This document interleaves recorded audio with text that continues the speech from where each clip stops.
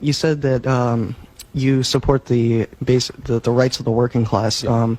Why do you believe that the United States so violently tries to overthrow other forms of government, such as socialist governments, such as what happened in Chile in 1973 and in Cuba?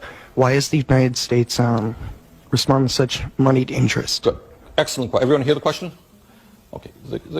If you look, and not enough people do, and that gets me into a whole other issue, which is the media, which I want to talk about, because I'm very concerned about the media today and the degree to which a few corporations control what we see, hear, and read.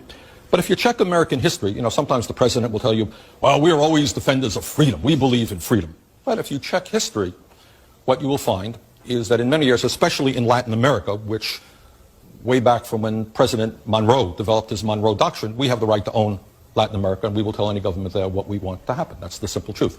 So throughout our history, we have overthrown many, many governments. We didn't like their form of government. In the case of Chile, in 1973, what you had is an election in which a guy named Salvador Allende won the election. Problem is, Nixon and his friends didn't like him. Why?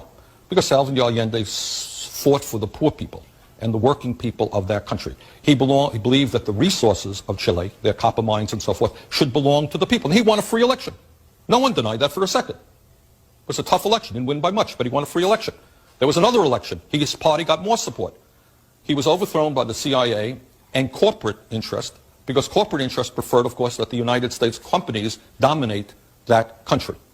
And a lot of what politics is about, going way, way back to the 19th century, to England, France, is the domination of colonies so that big companies in a given country can take the resources of those countries for their own use. So I think that's what happened, and it was a very unfortunate day in American history. Allende won in a democratic election, was popular, was overthrown, and eventually killed. And in his place, a guy named General Pinochet took place, ran that country with an iron fist, killed many, many people, but he was okay.